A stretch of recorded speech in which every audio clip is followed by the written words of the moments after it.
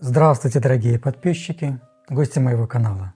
Меня зовут Павел Сапего. Я врач-невролог, остеопат, практикующий психотерапевт.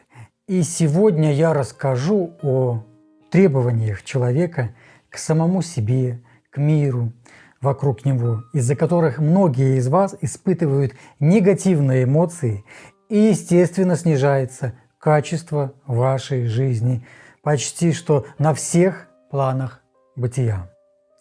Завышенные требования человека к себе, к другим, к миру, в целом к миру, ко всему – это искажение мышления. И все это приводит к увеличению уровня тревожности и несчастности человека в жизни. Эти завышенные требования постоянно порождают негативные эмоции. Тревога, гнев, вина, стыд, обида. То есть эмоции, которые разрушают вашу жизнь и разрушают здоровье тела. Какие это требования? Например, требования к себе можно выразить так. Я должен добиться успеха и получить одобрение других людей, иначе я стану неудачником.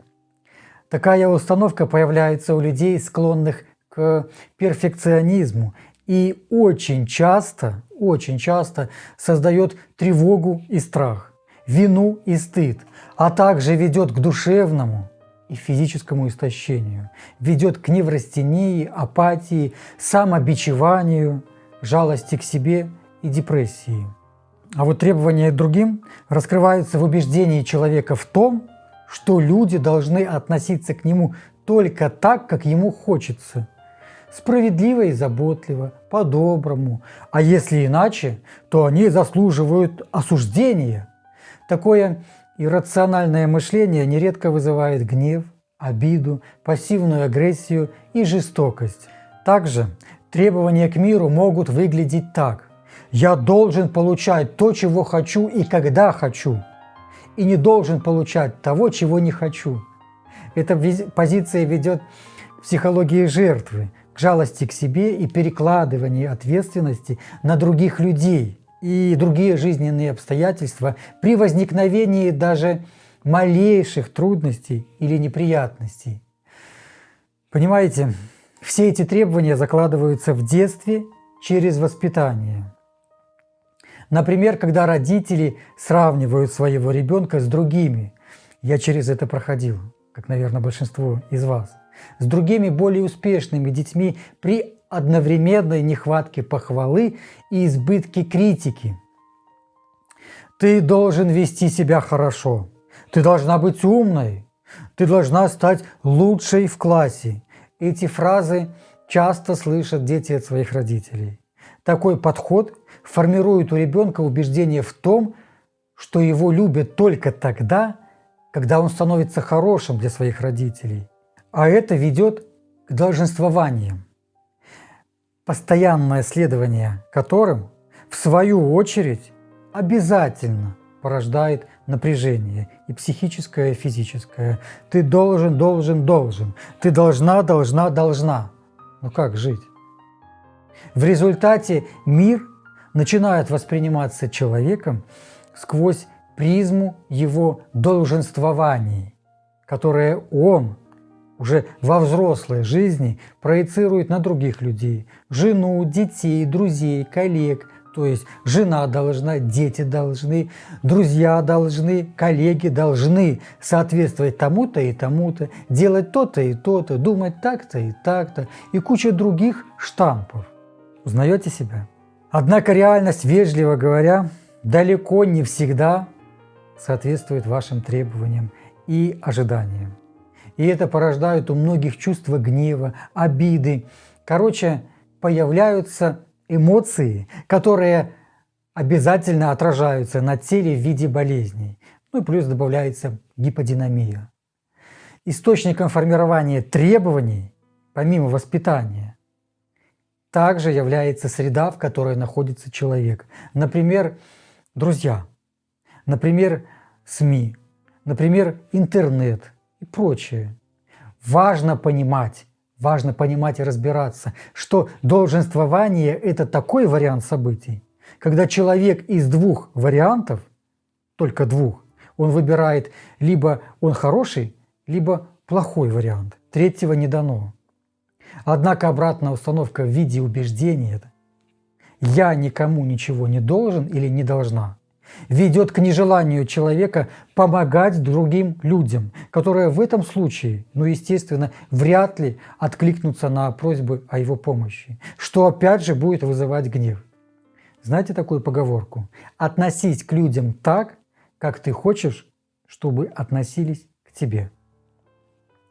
Таким образом, эти неразумные, завышенные и непосильные требования человека к себе, к другим людям, к миру в целом, даже к Богу, являются наиболее частыми случаями искажений в мышлении, которые называются долженствования, которые порождают невротические эмоции, которые порождают тревогу, гнев, стыд, обиду и вину. Еще замечу этот факт, что длительность и интенсивность этих негативных эмоций естественно приводит к стрессу, к депрессии, к преждевременному старению и всегда, поймите, всегда сопровождается болезнями, которые в свою очередь вызывают еще большее напряжение, каждый раз усиливая этот порочный круг внутреннего напряжения. Вы задаете вопрос, а какая же природа вот этих всех негативных эмоций, стыда, обиды, вины? Чтобы от этого всего уйти и разобраться, для начала нужно понять, что любая невротическая эмоция возникает вследствие несоответствия реальности и человеческих представлений об этой реальности. Например, обида представляет собой несоответствие поведения другого человека вашим ожиданиям и является следствием требований к близкому человеку. Например, моя жена должна была вечером приготовить мне борщ. Гнев также рождается из-за несоответствия поведения другого человека вашим ожиданиям. Однако еще является следствием требований не к близкому, а к чужому человеку или любой ситуации. Например, начальник должен был оценить мой труд. Пробки и дождя сегодня не должно было быть, и человек гневится. Чувство вины возникает, когда уже ваше поведение не соответствует чужим ожиданиям и является следствием обесценивания себя. Я должен был вести себя по-другому. Глупости. Эмоция стыда раскрывается как несоответствие вашего поведения вашим же ожиданиям, то есть как несоответствие вашего поведения вашему идеальному образу самого себя, нарисованному в голове. Я должен был поступить по-мужски. И, наконец, тревога является следствием катастрофических мыслей по типу «а что если?». И возникает тогда, когда ваше мышление оторвано от реальности, оторвано от здесь и сейчас и постоянно находится где-то в будущем, за туманами. А что, если мой муж попадет в аварию? А его долго нет. А что, если, наверное, что-то случилось? Дорогие друзья, я не устану повторять, что все эти эмоции в случае чрезмерной длительности и интенсивности приводят к появлению различных телесных симптомов вегетососудистой дистонии, невроза, поскольку они всегда проявляются телесно. И если это долго, то в любом случае приводит к какой-либо патологии в организме, и вы бегите в аптеку. У женщин, например, это может проявляться в виде раннего истощения яичников, образования миоматозных узлов на матке и появлению других патологий в органах малого таза. Понимаете? Хочу заметить, что полностью избавиться от негативных эмоций не получится ни у одного человека в мире. Любая эмоция – это часть вас. И если вы боретесь с ними, значит, вы боретесь сама с собой или сам с собой. А это ведет всего лишь только к усилению эмоций и их проявлению в виде психосоматических проблем, поскольку борьба, как вы знаете, всегда порождает напряжение. И к тому же попытка обретения абсолютного спокойствия приведет лишь к чувству вины. Однако сделать эти негативные эмоции менее выраженными и длительными под силу каждому человеку. Поэтому вам для самих себя необходимо учиться вести и мыслить себя по-другому в ситуациях, которые вызывают напряжение.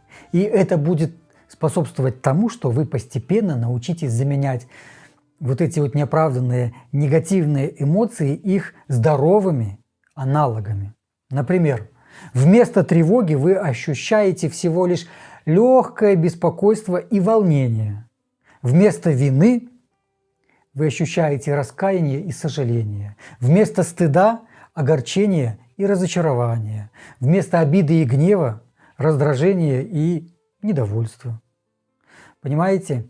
Альтернативные эмоции не будут вызывать такого сильного напряжения, которое возникает из-за невротических эмоций. Поэтому наблюдайте за собой, берегите себя. А я благодарю вас, что посмотрели это видео до конца. Очень надеюсь, что вы поняли причины своих токсичных эмоций и последствия их. Пишите комментарии. Это очень важно для меня, для вас, для других людей, кто посмотрел это видео. Подписывайтесь на мой канал, и вместе со мной мы постепенно будем менять свои убеждения на те, которые дают вам ресурсы для позитивных изменений, для счастья и здоровья. А я желаю вам, как всегда, счастья. Всегда ваш доктор Павел Сапего.